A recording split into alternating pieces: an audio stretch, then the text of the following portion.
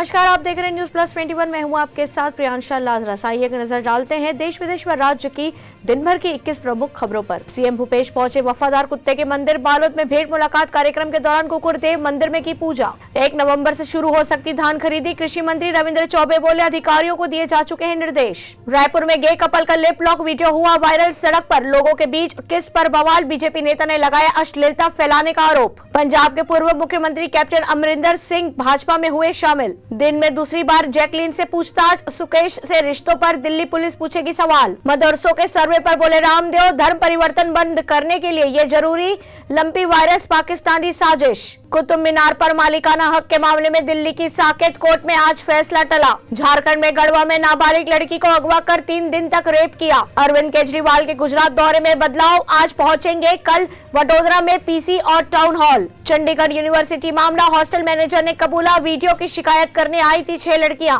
Maharashtra Congress committee ने अध्यक्ष पद के लिए राहुल गांधी के नाम का प्रस्ताव पारित किया।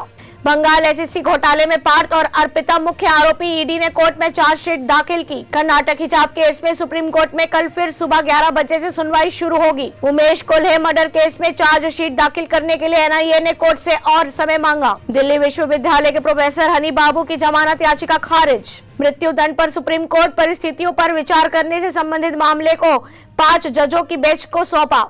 आईसीएमआर पुणे ने मंकीपॉक्स के जीनोम लक्षण बताए, भारत में A.2 के उप समूह की पहचान हुई। प्रसाद नगर थाने में तैनात एएसआई ने सर्विस रिवॉल्वर से गोली मारकर की आत्महत्या। ब्रिटेन में पुलिस के सामने मंदिर पर हमला, लाठी डंडे लिए भीड़ ने किया हंगामा। ओयो के रितेश अग्रवाल को 1 साल में मिले 5.6 करोड़, कर्मचारियों की सैलरी बोनस में हुई कटौती। कपिल शर्मा ने दिखाया डिलीवरी बॉय की जिंदगी का सच, ज़िक्वाटो का ट्रेलर आउट। ऐसी तमाम जानकारियों से लगातार अपडेट रहने के लिए देखते रहिए न्यूज प्लस 21, आपके हक की बात।